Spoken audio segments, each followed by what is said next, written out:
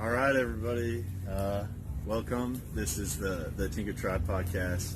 I'm your host, Greg Dowd. I'm here with Niti Bali, the pharmacist, and we're just here at the Self Reliance Festival here in Camden, Tennessee, and wanted to sit down with you today. We did a podcast probably about a year ago, or a little bit longer, and just want to catch up with you on your efforts and what you have going on with your food church. Yeah, we're recording. Yeah. No, what I mean is, we're I'm not just going to tell him to put that zipper down. Oh yeah. It's like blowing like crazy. Sorry. Oh, that's okay.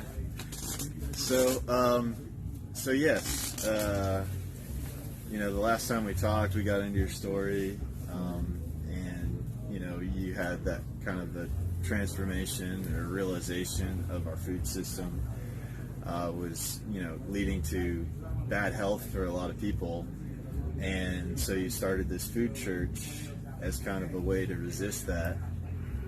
So where are you at with the food church now, and what are your plans going into the future? So I originally created it as a counter-economic strategy. Okay. And I also did it as a shelter for me, to protect me from any liability, because I was being accused of making claims. Health claims?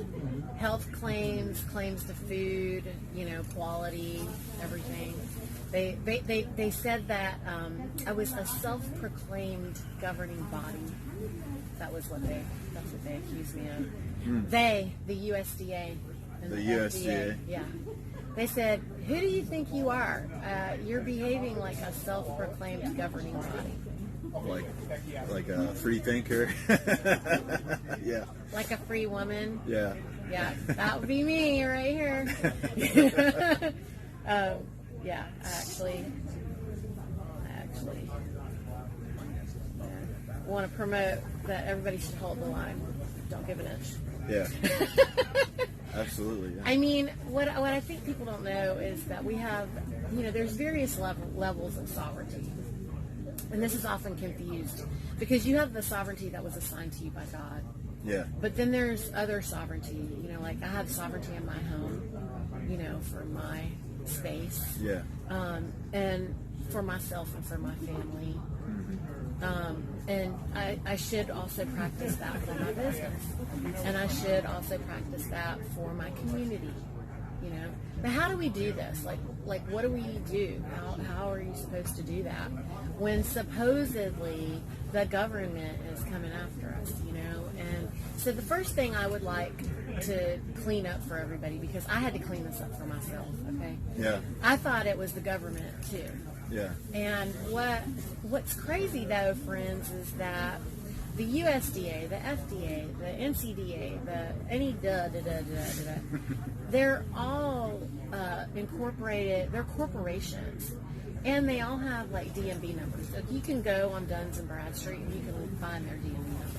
Okay. You can find DMV numbers for all the prisons, all the courthouses, all the banks, all the post offices. What does that tell you? Even I've seen that the United States is a corporation through Dun and Bradstreet. It is 100%. So what I discovered, because you go down this rabbit hole. Yeah. And all I'm trying to do is save the babies.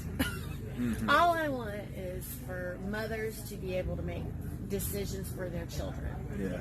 And for them to take care of their children. All I want is for mothers to know what's good for your children. Right. You don't need a doctor or somebody else to tell you what you need to do for your baby.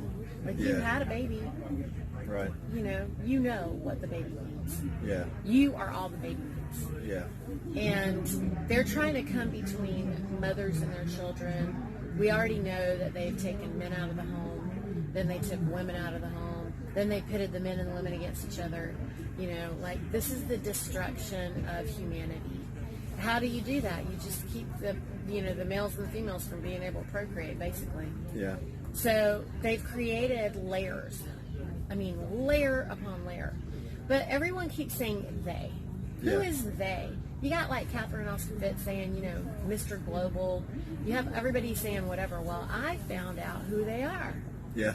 Who is Mr. Global? How is this happening? Because it all started because people were coming to me and saying, well, I want to be able to run a food church like you do. What do you do? Right. Well, it was difficult for me to put a blueprint together for them, because for me to create a blueprint would require me to follow some structure.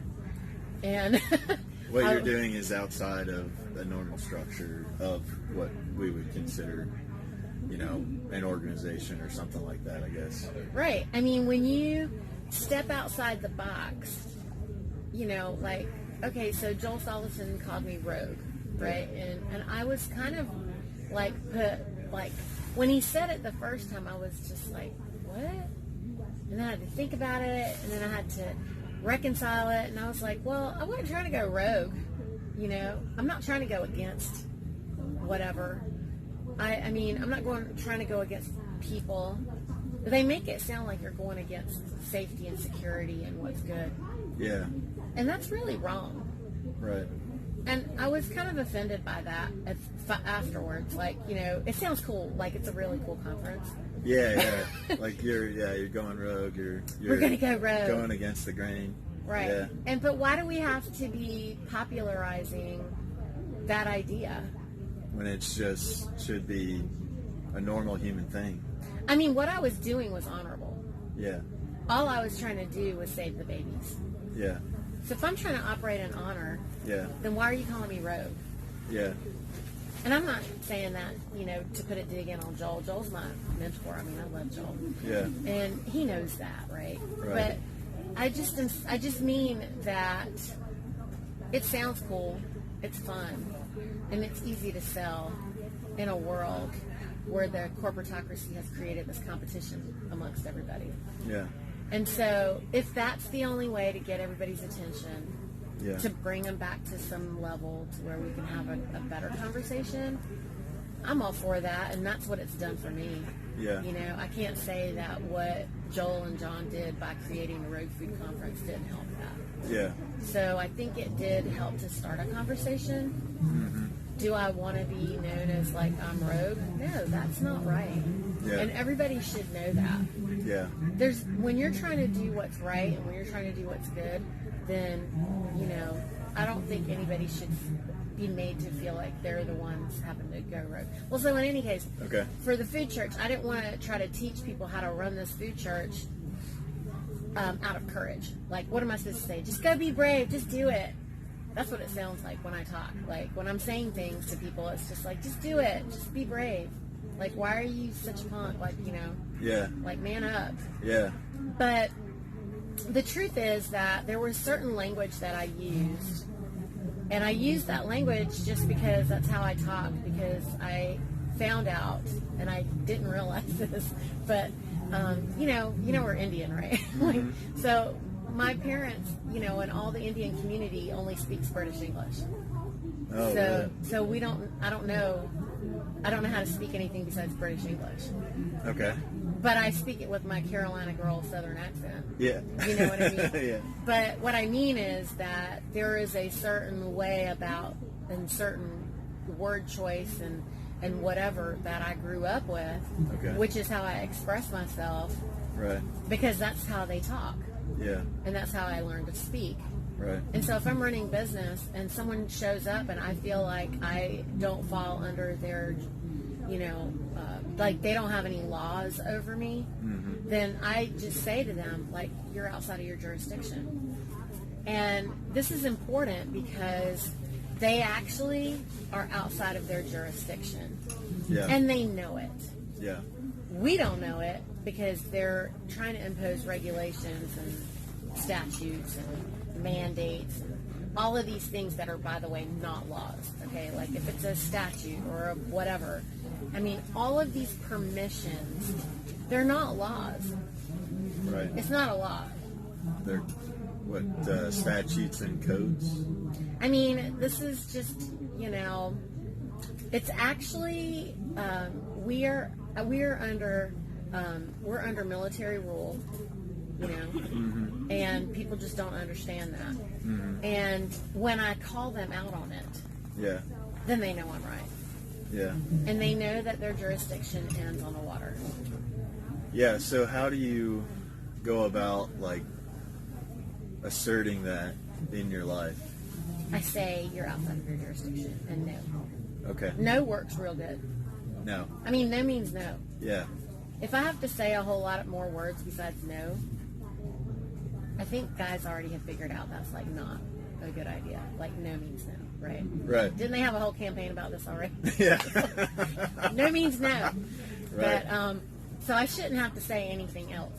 Right. You know, so when I say no, so this is what happens. They come, they're saying, wah, wah, wah, wah, wah, wah, wah, and I say, you know, I really don't know what you're talking about.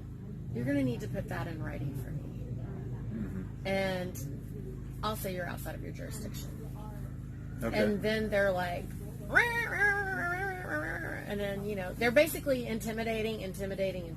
Are you selling meat? Are you selling blah, blah, blah? Are you selling raw milk? What do you have in there? You need to be inspected. And they're pretty, like, they get escalated. They get escalated because I'm not escalated. Yeah. They want to escalate me, and I'm not getting escalated because I just don't care, you know. Yeah. So I'm just like, no, I don't know what you're talking about. Like, I don't understand what you're saying. Yeah. But what I know is that you're outside of your jurisdiction. Okay. That's And a so really simple thing that people could do. Yeah. You don't want to argue with them because, A, you don't know what to say. Everything that you say can and will be used against you. So That's a good point, yeah. you don't want to say a lot. You don't want to answer anything. You don't want to answer questions, and you don't want to be agreeable. You also want to be honorable, and you don't want to be disrespectful. Okay. So you're honorable because we're at peace. Yeah. You know, I'm at peace. I'm not trying to war with you. Yep. I am not interested in, you know, shooting you or whatever. What I'm interested in is for you to leave. Right. I need you to leave. Right. And so I don't need to make you leave by force. If you're going to bring force to me, that's a different problem. Right. But they generally just use verbal force. Okay. And when they're saying whatever they're saying, we can be cool. I can be cool and be like, they can't stand it because if you just know the truth, then there's no reason for you to get upset. And I think we've been trained To be docile but and obedient. we're also morally outraged. So if you feel like you're getting educated on the truth and you're becoming angry, then you just are morally outraged. And you're just like, what? And you just want to protect and defend. And, you know, I was that angry person too because they murdered my daughter. Right. So you go through a grief process, which includes anger. And, you know, I just didn't allow myself to live in, like, vengeance or anything because I just don't believe that. Like, actually, whenever I would try to blame somebody about it, then I'd have to come back and blame myself because I was so stupid that I let them make me believe that I need them to tell me what to do. Wow, that's really powerful. I think like a lot of people, you know, get caught up with the authorities telling them, or somebody that they've seen as an authority, like the doctors. And they're not authorities, like, just for the record. They're just men and women. Yeah, they're just another human being, you know, and they were taught a certain thing in their schooling and education, and they try to stick to that. And, you know, I think that, you know, looking into how that system was formed, if you go and look into the Flexner report, that you can see that, you know, the medical system, the Rockefellers helped set up the training for petrochemical, pharmaceutical, for everything. Medications. The Rockefellers created the wagon wheel, y'all. So what they did was they created this centralized wheel. They centralized everything. So they centralized, you know, the unlawful legal system, you know, the banking system, the education system, the medical system. which goes back to the education. You know, all of these people are educated through their systems, okay? Yep. And so from birth, you know, we're pretty much told to do what we're told. You know, do what you're told. Yep. You know, be quiet, sit down, shut up. You know, and even with toddlers, you know, one toddler starts crying, another one starts crying, and then you're like, stop crying. You know, I'm taking care of him. This is none of your business. And they're trying to hug and love on each other and make each other stop crying, right? Yeah. So you are trained to stop caring about each other at that very early age in your life. And this is really, really important because the generative principle is the most important principle of natural law. And that is actually essentially the principle to care. Yeah. And if you're not allowed to care, then you can't actually create your own life. Yeah. Right. You can't complete the hoop. The beginning of the hoop is the mentalism, right? So thoughts are things, and what are your belief systems? It's just, you know, the thoughts you keep thinking. Yep. And they, you know, religion is only your belief system, which is just the thoughts you keep thinking. Yep. But they make you believe that you were born into something or whatever, you know, this rule system. They also make you believe that, you know, there's good, you have to be good or bad. And if you're bad, all the times that you're bad, you're going to pay for that one day when you're dead, you know, or you're going to be rewarded for it when you're dead. Yeah. Neither one of which matters to me. Like, I'm not trying to be funny. Like, I'm not saying that I don't care, because my problem is I care too much. But you know, these are polarizing thoughts. Yeah. These are polarizing ideas, and polarity is another one of the natural principles, of the law of nature principles. So they're constantly trying to polarize you. And honestly, what I've realized is that in this lifetime, you're supposed to choose. The free will that everybody talks about, that God's free will or whatever, is just for you to choose. Are you going to choose to be positively polarized or negatively polarized? Okay. You don't have to think about it as good and bad. Just think about it as positively or negatively. And the biggest thing about that is, should you choose to go negative, you have to be 95% negative to be able to graduate to the next level of consciousness. If you want to accelerate your consciousness, then you have to graduate in this see it, feel it, touch it world that we're in. Yeah. And you can and we're encouraged to be polarized towards positivity just because it's easier. It's the path of least resistance. But it doesn't matter what you pick, you just have to pick one. Okay. You can't have both. Right. But if you're gonna pick negative, you gotta freaking be the most hateful somebody.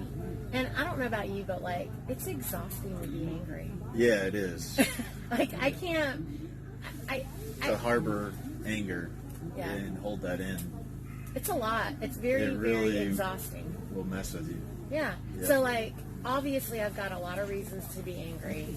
I have a lot of reasons to hate a lot of people. Yeah. You know, like, somebody murders your kid, you're gonna freaking hate them. But, like, my thing was, I was so stupid, and I can either hate myself, I can be mad at myself, I can just, you know, what am I gonna do? You know, I can do all these things, or I can just move on and just say, okay, This bad thing. what did I do for that to happen? Oh, I won't be doing that again.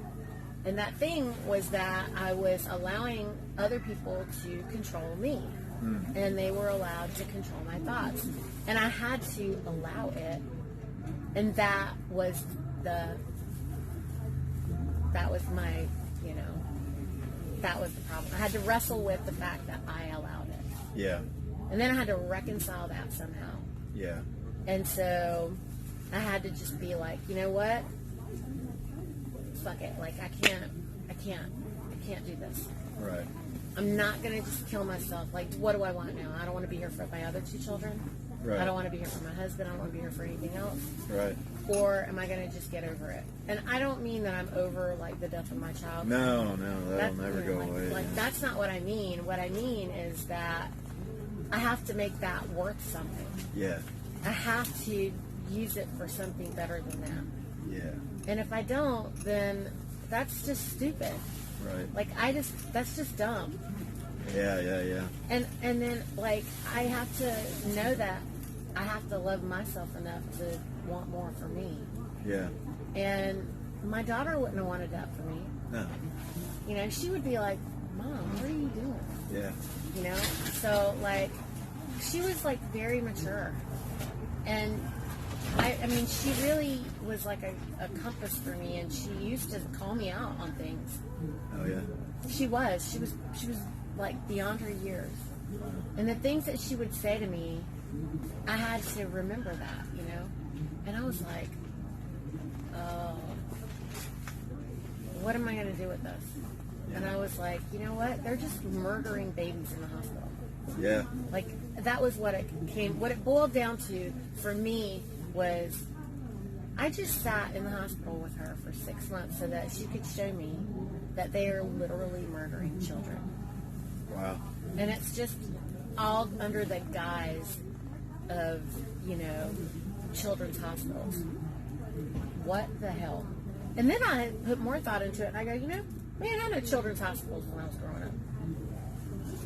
Yeah. Wait a minute. Where did that come from? And then I started looking at all of that. And then I started looking like, wait a minute.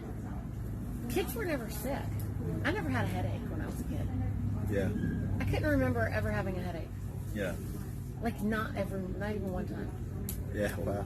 And I was just like, wait a minute. We used to, like, sleep on the floor. We could sleep on rocks. It was like, it was nothing. We just could we just lay down? Yeah. You know, it was fine. You know? It didn't matter. Yeah. And I was like, what is going on? What is causing all What is this happening? childhood disease? Right. Then I was like, what in the world's happening here? Like, I don't know. But then the more I looked into every little thing, then, you know, this is before GMOs. This is before, you know, like, nobody was talking about all that stuff. And so, like, Jeffrey Smith hadn't written his book, and it actually came out in 2009. What is that book? Genetic Roulette. Genetic Roulette? Okay. Yeah. So he was first revealing GMOs in Genetic Roulette. Okay. And if you haven't read that book, you need to read that book. Genetic Roulette. Yeah. That's like from 2009. It's old now. But, Okay. I mean, now they have all this stuff on GMOs. But at that time, he was just bringing it to the forefront. Okay. And it had already been around because, you know, thanks, Rockefellers. This is, you know, what. So I mean, whatever they have done, it's so very well thought out. Like, they're freaking brilliant. You have to give it to them, okay? Yeah. Like, they created this System. self-imploding, destructive, horrible, hateful system. Yeah. And Very, so, very anti-life. but you know, they don't take any of the action to cause any of that harm. We do it to ourselves. The thing that's so genius about it is they 100% operate in Hermetic law. Yeah. They 100% operate in Hermetic law. And they know it, and they don't do anything. They put ideas in people's heads, and then the people who they put it in their heads, they do it. And Yep. then the person who takes that wrong action is the one who is dealing with the negative consequences. That's why they're never dealing with it. So they just come up with it, and it's just like a freaking game. Like, it's kind of like if you're so bomb at, like, whatever the mind game is, and you keep winning and winning and winning, that you don't even care what it is that you're doing that's making you win. You're just like, watch this. Yeah. You know, I'm going to make them do this now. Yeah. And then you're just making people do these crazy things, Yeah. and they're just freaking doing them. Mm-hmm. And it's like they're just high on that, generation after generation of these sickos. And they're just like, son, watch, got 'em to do watch this. look at this. Yeah. You know, and then they tell their son, watch what they do while we chill back, you know, and eating popcorn or whatever they're doing. Yeah, I've talked. Well, they're not eating the popcorn. That's what we know. Yeah, I've talked about this a lot. Is that, you know, we're only to blame ourselves for our ignorance. Or no science. Yeah, you know, nescience is like you have no awareness of the problem, right? And then ignorance is, okay, I've been confronted with some information, but I'm choosing to ignore it. Right. And I think that's the majority of the people. I think that's the key with people is that, they see the thing, but sometimes they might get too overwhelmed by it. See, I don't understand that. Yeah. Like, I hear you. Yeah. I can't understand it. For me, it's like if somebody does, you're like, what happened? Did you do that for? Yeah, I just don't get it. Like, I would want to know, and if they said, well, actually, la la la la la, and then I can't unhear that. Then now I want to know more. Like, what are you talking about? Well, we talked about this a little bit yesterday before we came out here and talked that the approach with people, like, how do you got to come at them with love, I think. Yeah. And you got to have kind of I guess you have to give them a little bit of Grace. That's good. Yeah. A little bit of grace because they have been fed all this garbage that they need to overcome in their mind. And how do you break through? I think also a lot of people just say to me, well, I'm fine. Nothing's happening to me. I've heard that a lot too. Yeah. And they don't understand how arrogant they sound. It's really arrogant. Yeah, I mean, you think that nothing's happening to you, but it's happening, It's already happening. It's already happening. It's already happening to you. And it's going to get worse if you keep ignoring the problem. Yeah. I mean, I think it's fascinating, if I tell everybody, you're being poisoned, well, I don't feel like I'm being poisoned. Well, I don't care what I eat. I don't care what I do. Okay, I mean, how long is that okay for? Until you get diabetes or cancer. Even if they have the diabetes, even if they have cancer, what about the people that have the cancer? Oh my God, no. Now you want me to feel sorry for you. Well, I just don't. I can't, and I'm not saying that cold-heartedly, but I had to reconcile the fact that my daughter had cancer because we were idiots, okay? Yeah. And so at this point, I'm I know we're idiots, and I've told my husband and my children, don't be an idiot. We already did that, Yeah. We're not going to do it again. Yeah. And so I have no qualms about telling my son or my daughter, take that out of your mouth. What are you doing? Right. I didn't bring you in this world to just commit suicide. Right. So, if you're going to try to commit suicide, don't do it in front of me. Right. Yeah. Go hide somewhere in a corner and do that. But, do not get in my face and do that. Yeah. The nerve of you to do that. Yeah. And, everybody else is oh, come on, they're just kids. What are you talking about? My one daughter is dead. It is not okay.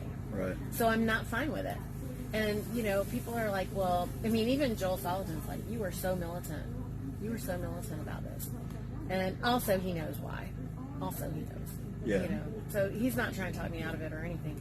But I am so militant about it because, hey, one of my kids is dead. If you saw a child get burnt alive in a fire and then they go back and they keep playing with fire like other kids, are you fine with it? You fine? You're okay? Right. Oh, they're just kids. Come on, let them play with fire. That's what it looks like to me when you say to me I am some kind of overreactive, overprotective, whatever bubble wrap mom. Mm-hmm. First of all, I don't bubble wrap my children. My children they make money. They've been making money since they were kids. They can get whatever they want. They don't live in a house with bars. They can just walk outside and leave. Yeah. They've freely been walking in the streets for a long time. Yeah. They have autonomy. Yes, they have full autonomy. Now my kids are driving. So. Oh wow.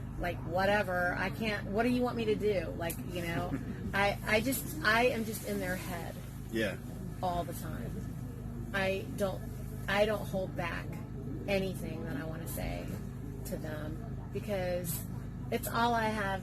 That's all I can offer them. That's the only inheritance I can give them. Yeah. And so I make sure I'm always in their head. Now I'm not in their head hey, when you go out today, I don't do that. because I don't have energy for negative crazy, right? Like, I just don't. Yeah.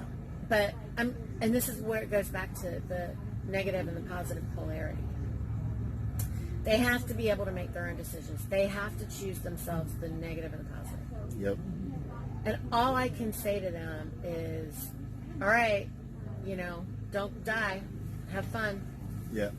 And then I also say, hey, go be dangerous.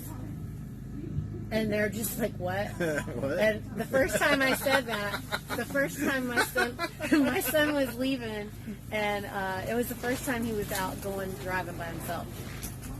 And he's like, all right, Mom, I'm doing it. I'm going. And I was like, all right. I said, listen, you better be dangerous. And he was like, what? I go, dangerous people are formidable.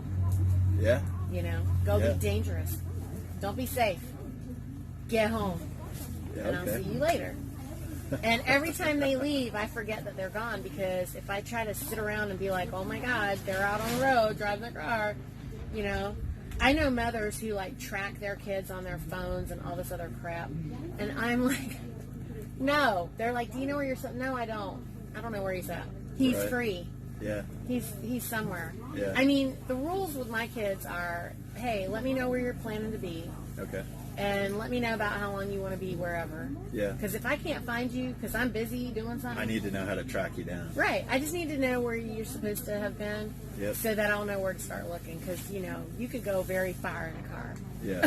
It's like, my kids also know I am not tracking them down. Yeah.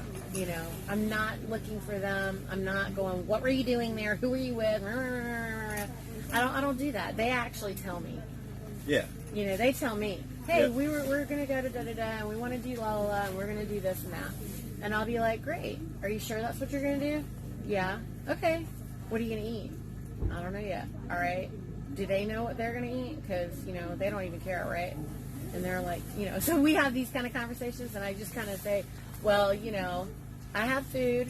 If you guys want to bring your friends over, they can all eat. You just let me know, call ahead. Okay. And whatever. I said, or there's leftovers in the fridge, like feed them. Don't go out and eat crap. There's always like food ready, or, or make sure you eat before you leave. So you're not, we're so carnivore anyway, like my kids don't snack. Oh yeah. So we don't snack.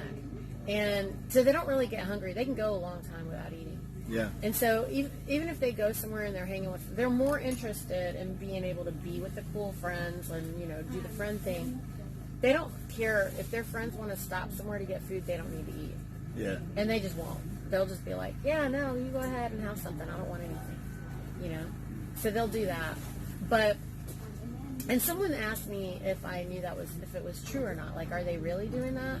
And I said, well, I can usually see it right on their face. If they start breaking out in acne, if they start having, getting sick, because they'll fall into the flu or something, and they know it. If they eat anything they shouldn't eat or whatever, they're not going to feel good. Yeah. And so, or they're going to look like other teenagers.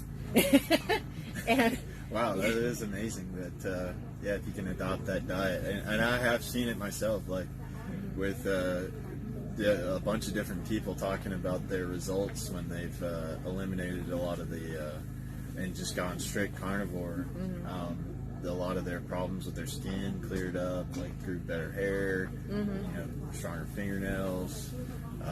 There was one lady or one presentation I was listening to yesterday. The guy was talking about his wife was he was the butcher over here, and he was talking about how his wife was a vegetarian until she got pregnant, and she was like, "I need the meat." Yeah. Then the alien is like. My son, when I was pregnant with my son, I couldn't eat anything but burger. Really? Like nothing but burger. Yeah. And I mean, I would want burgers all the time. Yeah. All the time. And I didn't know anything then, and we weren't like keto or carnivore or anything. But I mean, I ate so much meat.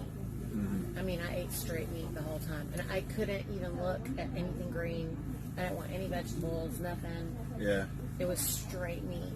And I mean, I think I used to eat probably like 4 or 5 burgers a day. Yeah. When I was pregnant with him. And that was on just a light day because I used to, and my husband thought I was crazy. And also, we didn't eat good.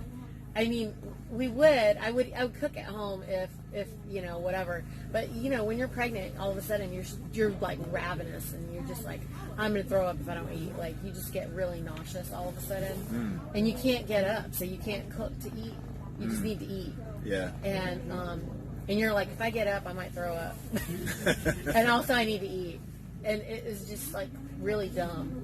And so sometimes my husband would grill if we had meat. Like, I started making sure that I had meat thawed out. Yeah. But a lot of times I wouldn't think about it because, I don't know, just busy doing something. Yeah. And I wasn't even working. It wasn't like, no, I was working. Yeah, that was the problem. I was working and I was in the street. I forgot I had a job then. Yeah. Actually, well, because, I kept thinking, because when you don't have kids, you don't know. Right. You're like, I'm going to have this baby, and I'm just going to keep on working, and it's going to be like this. And I had a whole idea in my mind about what it was going to be like. Yeah. And then he was born, and he was 4 pounds, and I was like, oh, my God, I can't leave him with anybody. Yeah. And I just started crying. I told my husband, I was like, you don't have to ever take me anywhere, but, like, I can't go to work. Yeah. I was like, I don't care if I never eat out again. I don't care if we never go on vacation. Yeah. I quit doing my nails, everything. I was like, no, I just need to be home with this baby. And he thought I was crazy, but he did it. He's like, I think that's not going to be a great idea. I was like, I don't care. I was like, I'm not leaving him. So that's pretty much what's happening. I'm not giving him some stranger to come watch him or something. I was like, I don't even know who I would leave him with. Like, what are you talking about? Like, I don't know how anybody does this. It's so many people do it, and take their kids to daycare or. I mean, I thought I was gonna. A nanny or something like that. Yeah, I mean, I had a plan. Yeah. I mean, we had a place. I thought I was gonna go there. Yeah. I thought it was actually so awesome because it was like, Spanish immersion. My babies are gonna learn Spanish or whatever. I mean, I thought this was gonna be like something, like a thing. I couldn't leave him anywhere. I was just like, no, he'll just be with me. Yeah. I said, and I tried to work with him, and I tried to, make it all work out. I was like, I quit. And I just told my husband, sorry, I'm quitting. I'm staying home. Just deal with it. Very cool. Yeah. And he was great. Yeah. Like, he didn't have to be that way, but he was just like, he goes, okay. He goes, he goes, well, you make it, just let me know. It's like, figure it out. Make the bills work. Yep. And, we would be, if we were short some money, then I just had to figure out what I was going to do to make the money. Yeah. And actually, it wasn't very long because it's not like I'm just going to sit there and do nothing. No. For the whole day. Yeah. So, after 6 months or so, I figured something out. And then I figured another thing out. You just kind of do these little things. Start playing with some things. And I was like, I don't know what I'm going to do. Yeah, I was like, I don't know what I'm going to do, but anyway, amidst all of, I just decided I'd started working at the Y because I could bring him, and he could just be with me all day. Okay. And then when he would be old enough, we would be able to get discounts on their classes or programs or whatever for the kids. Yeah. And I could be there. I was like, oh. And it gave us just enough money to fill in a little gap of whatever with our bills. With your bills. And so I was like, okay, well, that'll work. It can work, yeah. Yeah, I can go. I mean, I could take them. I could nurse them at work. I could take care of the other kids and do whatever. And it gave us a free membership. My husband could go work out and, whatever we were, we had a membership for the gym or whatever. And we had a community. So it was cool. And actually, that community is what lifted us. The YMCA in our community, or in our neighborhood, was the one that supported us while we were in the hospital and with everything that was going on with our daughter. Oh, wow. Yeah, that was a big deal. Wow. Anyway. Yeah, community is a big deal, and it always was a big deal. And they all rose. When I started the food church, everybody joined. They didn't even cook. I found out. That was when I found out our friends didn't cook. I was like, you guys don't cook. They would literally buy 1 pound of ground beef a week or something. And I'm like, you guys have got to be starving. But I will say that they were committed. They joined because there was a membership fee and all this stuff. Yeah. And all of them participated for a solid 2 years to wow. like help me just get it going or whatever. Yeah. And you could tell they didn't care about it. Like it was not the priority in their life. Yeah. But I was a priority in their life. You were part of their community and they wanted to support you. Yeah. Right. So that was a big deal for them. Yeah. And then when it became too much or whatever, it had been 2 years and they would be like, okay, this is our time or whatever you want to look at it as. Yeah. But they 100%, like I will never forget that they did that. Yeah. It was beautiful. That's really cool. Yeah, it was cool. Yeah. So you wanted to talk about some stuff. Yeah. I mean, I guess you were talking about like starting some classes or some kind of workshop the last time that we talked. Has that developed with the food church, or are you guys still providing and getting with the local farmers and bringing the meat to like a location still and doing all that? So our members come to us and shop every week, and so that's still there. It's exactly like it was, except that I think me and you we talked before 2020, right? Yes, I think. Well, no, it was in Tennessee, right? No, 2021. Oh, it was after I moved. It was after the Rogue Food Conference. Okay, right. In Tennessee, right? In Tennessee, in Lewisburg. Yeah, okay. And then we talked after So this that. was after 2020. So I was in brick and mortar by then again. Yep.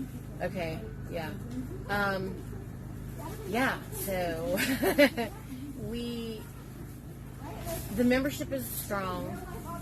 You know, everybody's still supporting that. And I was trying to figure out how to do the food church workshop because behind Rogue Food, people were wanting to take a workshop to learn how to open up their own food church. Yeah. And so I wanted to be able to tell everybody how to do this, but like we started at the beginning. Okay, we were saying, I didn't want to just be like, go be brave and just do it, just dive in. Yeah. So you can't do that. You need to know what is happening in the world so that you know how to operate. Okay. So there's a couple of things you guys need to know, and I want you to follow my YouTube channel to get details because this conversation is very big. Yeah. And so it's not something I can just say right here in 5 minutes or something. No. Yeah. So what you need to know is that we are operating in a feudal system in the world. I don't think everybody really knows that. I don't think people believe that is what actually is still in place. Yeah. It's very like, kings and Vikings still, okay? And so in that, we still operate in universal jurisdictions, which include the air, the water, and the land. Or Okay. land, air, and water, which is law. LAW is an acronym. Okay.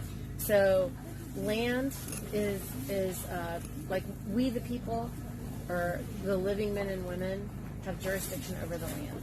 Yeah. And the crown has jurisdiction over the water. And the Pope is Mr. Global. Yeah. And the Pope has jurisdiction over the air, which is over the land and the water. So that's the highest jurisdiction. Well, actually, the highest jurisdiction is general jurisdiction, which we, living men and women, have. But for us to invoke our general jurisdiction, we need to know who we are. Yeah. That requires an education. Yeah. So knowledge is required, and if you don't have this knowledge and you don't try to seek it, Yeah. then you remain incompetent because you have an inheritance. We've been given an inheritance. It's a big inheritance. Yeah. And we don't have to live paycheck to paycheck and day to day. You're not sovereign, actually, unless you're financially sovereign. Yeah.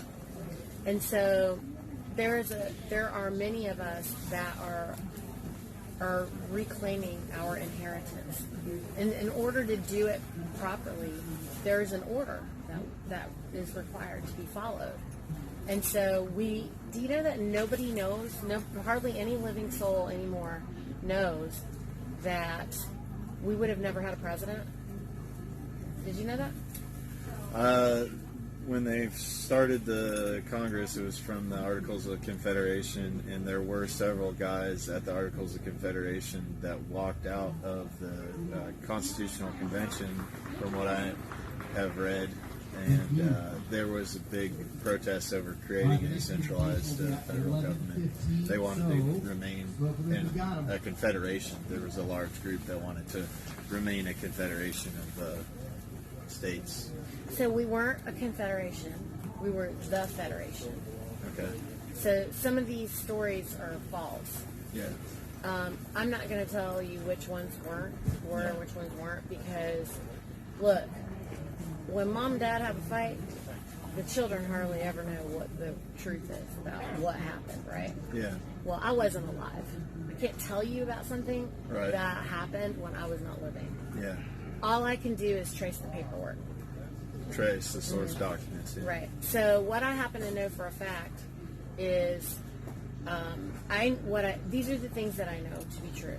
Okay. Mm-hmm. And I'm sure there's plenty of stories, but this is the undisputable truth that many of us know, and no one has disputed. Much like in the way of the Bible, Mm-hmm. you know, like the Bible is like no one can dispute it. No one has ever disputed it. Mm-hmm. So.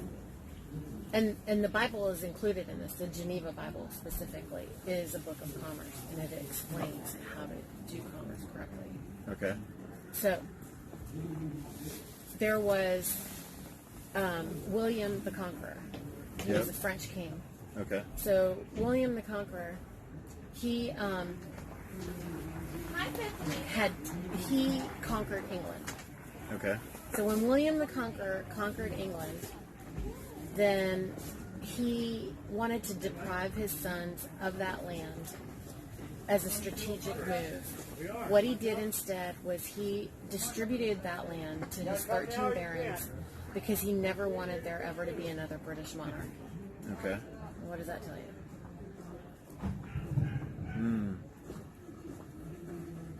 That. There's never been another British monarch. Okay. Know that. Okay? Yeah. That's one important piece to know. Because aren't the current British family, they're German or something like that? I don't know. They're fake. Yeah. they're not really the monarchy. Like, we don't know. I don't know. I don't get it.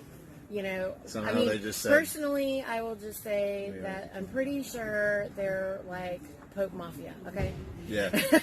So let's just call them that. Okay. That's what I'm gonna call them. Okay. So because that's how they behave. They behave like the muscle for the Pope. The crown. Yeah. Is the dirty muscle for the Pope. Yeah. Okay, because there's never been another monarchy. But there's something else incredible. Like that, William the Great, that was a great thing that he did. He made all those barons sovereigns in their own right, and which meant that they were able to operate in international commerce. Okay.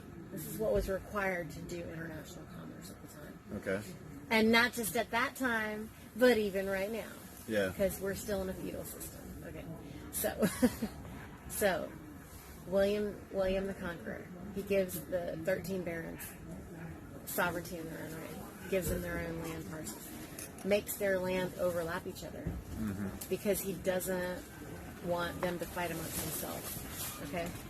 Yep. Then one of those barons, William Belcher, he came to the new land in 1608, and he started to build Boston. He came and they built a church. They were Lutherans, and they were, building the community, and they built Boston. Okay. They actually, that church that they built is still there. Still stands there. So, that's 1608.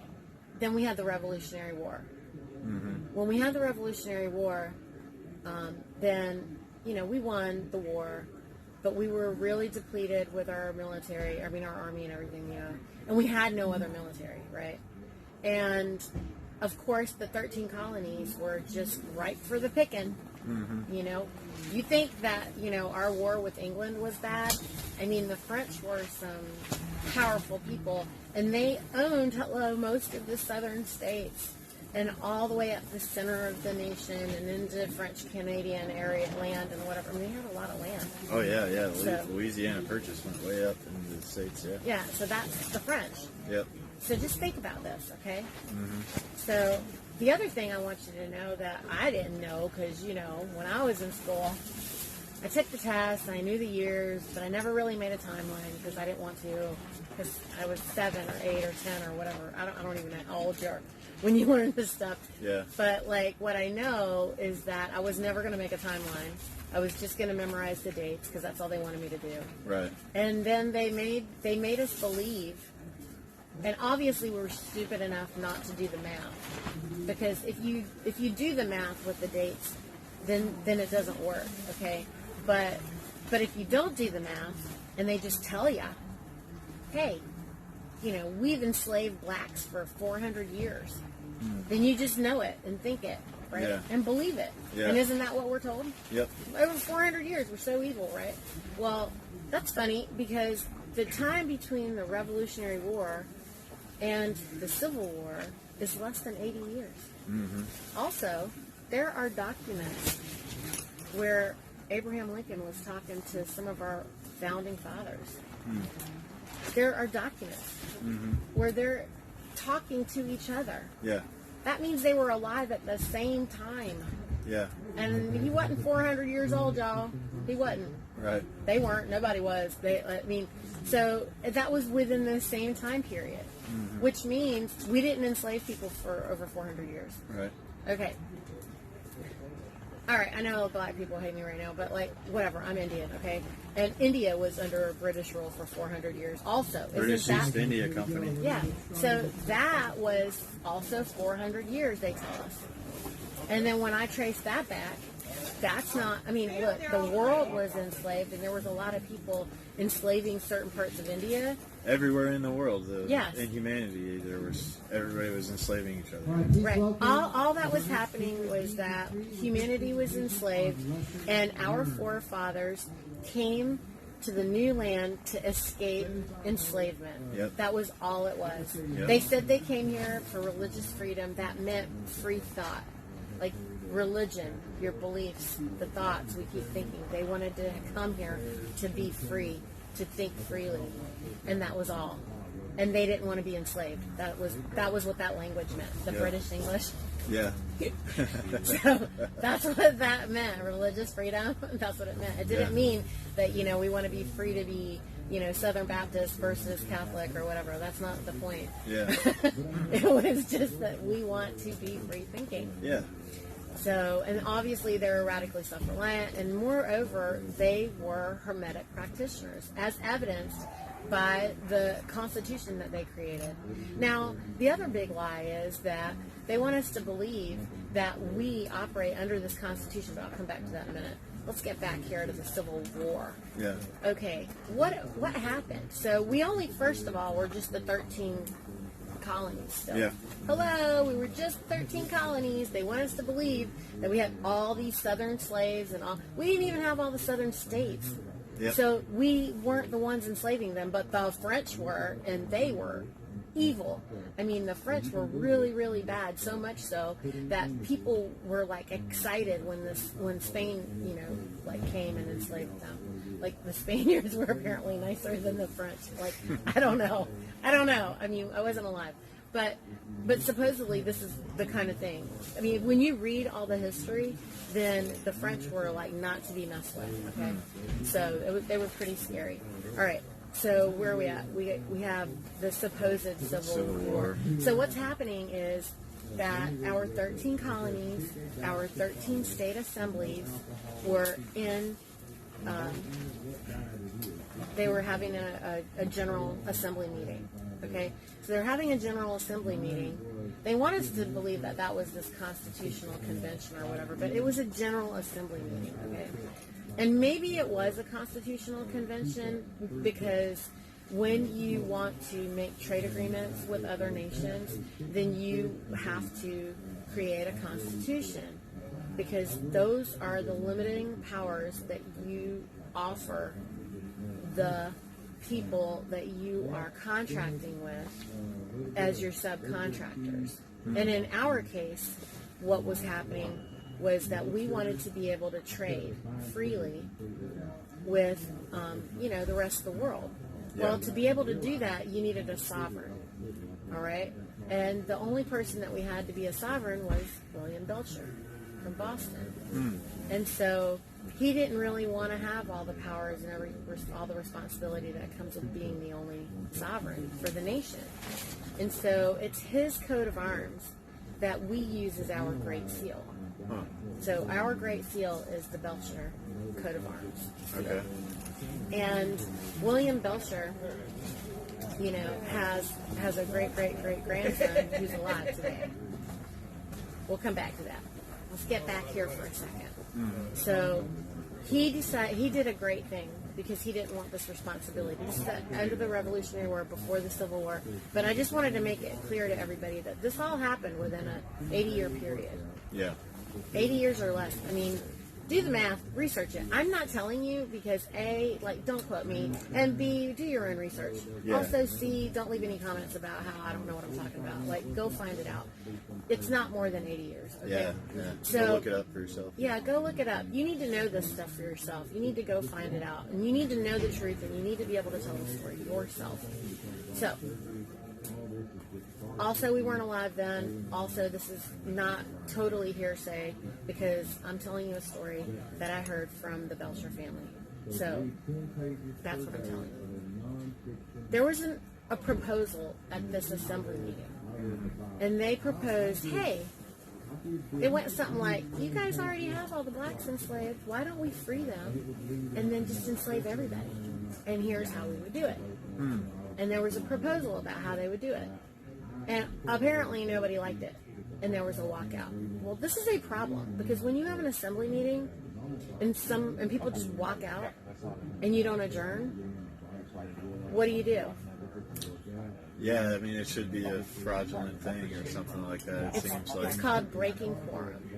Breaking quorum was just... When you break quorum, what that does, it's very dangerous. What that does is that opens you up to be usurped.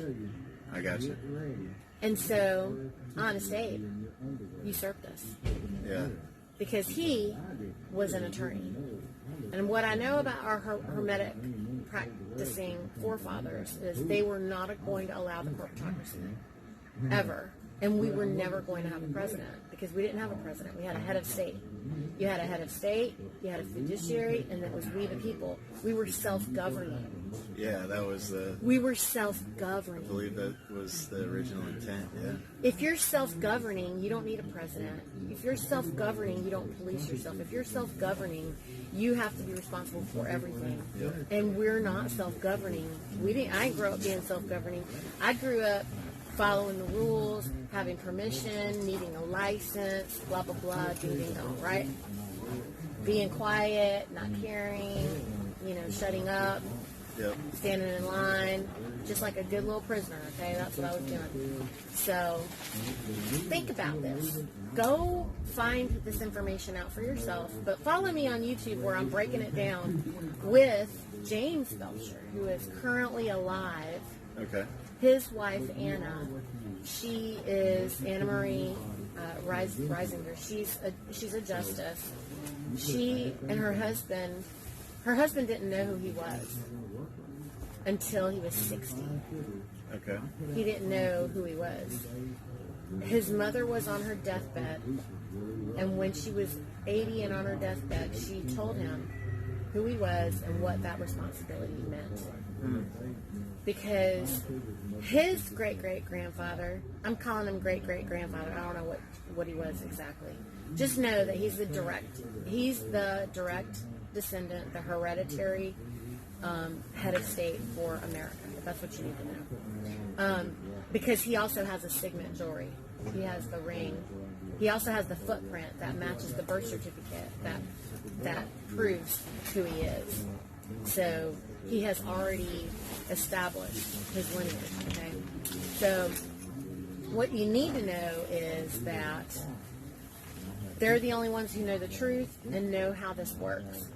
And so they took it upon themselves. Like when they found out, when Anna and James found out what was going on, they were like, well, we can't be the only ones, you know, because his whole life, his parents, they kept them in the trade industry, and they kept moving every time. They lived like gypsies, basically, because they needed to keep their son alive. And that's what they did for all these generations between the Revolutionary War and now, which is insanity. And so now the mother tells him who he is, and he's 60, and they're like, oh my God, we got to do something about this.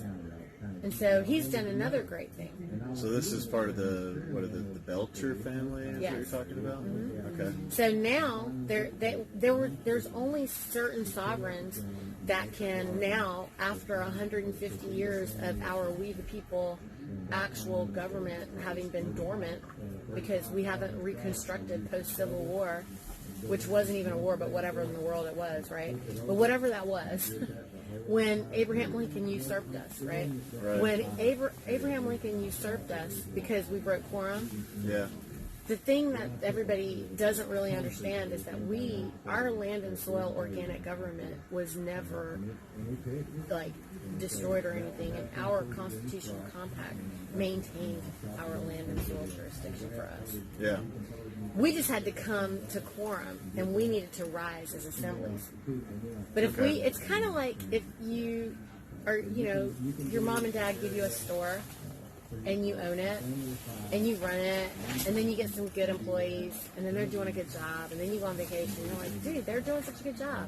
And you just leave, and you just keep coming back, and they're still doing a good job, and then you just leave, and you just are like, bye. And then you come back, and you're like, wait a minute, I don't like how this is being done 150 years later. Yeah. Wait a minute. It's kind of out of control. Yeah, this is a little out of control. We don't really like this. What's going on? Yeah. And now you're just like, wait a minute. Well, so in order to get it back under control, all 50 states had to rise in assemblies. Now that's a Herculean move. How do you get anybody to even believe this is true? And that's what Anna says. She says, me and James were just like, well, nobody but me, you, and that tree outside knows who you are. And, who's going to believe this? Yeah, you got to do a lot of digging. So they had a lot of work to do. Yeah. And they've spent the last 30 years doing that. Yeah. And in addition to all of that, they had to go. They had to meet with the Pope. They had to go put the Pope and the Vatican and the Crown on notice and say, hey, we're rising, okay? We're going to rebuild, we're going to reconstruct this government. And in order to reconstruct the government, you have to, do certain things. There's an order in which you have to do this. And so Pope Benedict knew this. He was the one who was put on notice. And he actually counseled Anna, and he helped her. She wrote a book called Disclosure 101. Go read it. That book explains her whole experience of how she found out and what they were doing. And people started saying that she was, working for the Pope and all this stuff, which is ridiculous. She's a Lutheran. But so she's like, I'm not even Catholic, okay? So that was not what was happening. But they all went before the Pope and explained to him the atrocities and the crimes against humanity. And then the Pope said, well, I need someone to help us. This is a really big mess, and we need to clean it up. And for us to be able to clean it up, I need a volunteer who's going to help us do the notices. And so she started working with him. Well, to dissolve a corporation, which the Pope can do, there is a due diligence period. So there's a 7-year due diligence period in which she wrote all the notices to the United States of America Corporation and letting them know that they are being put on notice to dissolve their corporation. And so you might have experienced a little financial something in 2008. Yeah. That was when the United States Corporation was first dissolved, and that was because of Anna and all the work that she was doing. And then Pope Francis stepped in because Pope Benedict quit, because he's like, I can't handle all this crazy. And he, literally quit. I quit. And then Pope Francis was taking over, and then he allowed the United States to just create another corporation. So then there's this constant thing where you keep hearing, and you can go look at this, look it up, But DC is there. They're at work. They're not at work. They're at work. They're not at work. They can't be at work for 6 weeks or 7 weeks or 8 weeks. Yeah, I don't really know the rules. Okay, look it up. But between 6 and 8 weeks, they can't be in session every single time they dissolve a corporation and start a new one. So now they just keep moving money and liquidating and playing this liquidate the corporation game. So they create a bunch of crimes under one corporation, and then they liquidate, and then they create a bunch of crimes under another corporation and liquidate. And meanwhile, Anna keeps putting notices because you keep giving notice to them. And there's a little war going on. I wasn't aware of this, so yeah. I'm gonna have to look into this. Yeah, look into it. There's a lot happening.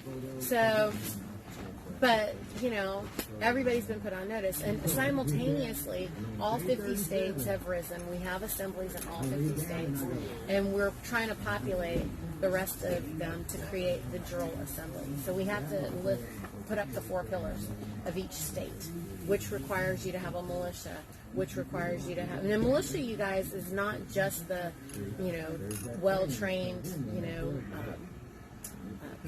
the men and men and women who are capable men and women. That's not all the militia is. The militia is also the food. It's also the water. It's also the utilities and whatever, the infrastructure. And so we're all creating all of that from scratch. And so I got involved with them because my mission is what? Freedom. To reestablish the small family farm food system. I just want real food for the babies, and I don't want us to kill the babies, because they're just killing the babies, because they've created these baby factories under the Vatican, which is this human trafficking problem that we're having, which is for the blood. Well, Catholic Charities has been supported a lot of the trafficking and things. 100%. Yeah. 100%. Yeah. The only thing I'm going to say on behalf of the Pope is that the Vatican is the administrative branch and the Pope is the holy branch. But the Pope owns everything and has the ability to dissolve any any corporation, because as the leader of the air jurisdiction, he owns all the corporations. He owns all the trademarks. He can liquidate anything he wants. Well, yeah, I know. I've heard of Operation Gladio, and I think that was a CIA involvement with the Catholic Church and the Vatican Bank. And so I believe they use that bank to do a lot of things. They launder money everywhere because because banks aren't what a bank is supposed to hold gold or something. Well, these banks aren't doing any of that. The other thing you need to know is that the Pope and the Vatican, they own and run the postal service. Now we have contracted with these people. You need to understand. We contracted with England, we contracted with the Vatican because, we needed a navy. So when we were the 13 colonies, we contracted with England to protect us on the sea so that we could have, commercial trade. Regular commerce. Right. Yeah. Otherwise, we wouldn't be able to operate in commerce. Yeah. So that was why we did it. You guys just need to know and understand that that is how nations work. They operate with trade agreements. And they have effectively, taken over. So when Abraham Lincoln usurped us, he created the United States of America Corporation in all caps. And there's a lot more to this. I break it all down in the podcast and stuff, so just tune in and listen every week. Is there a progression from where you started and getting into some of this stuff and going? Kind of. If you go to my channel, you guys, I started with the Law of Nature series that I did. And so I only ever really had time to do 5 weeks at a time, so I did the Law of Nature, and then I did a series on dissolving illusions, and then I ended it with an interview that I did with Anna, at which time, at the end of that interview, she was like, we should just do this every week. And I was like, really? I never thought that she would be wanting to do that. And so now I launched the United States of America podcast with her, because that's the real United States of America. And, There's a lot. Just come and learn more. But what you need to, like, a lot of people are like, oh, this sounds crazy. Or you hear about a whole lot of people out there. There's like 100 people out there, saying things like, be a sovereign citizen. Well, sovereign citizenship is an oxymoron. Okay. And you're a moron if you say that you're a sovereign citizen. Because sovereign is free and citizen is slave. So that's ridiculous. Don't do that. Yeah. Also, understand language.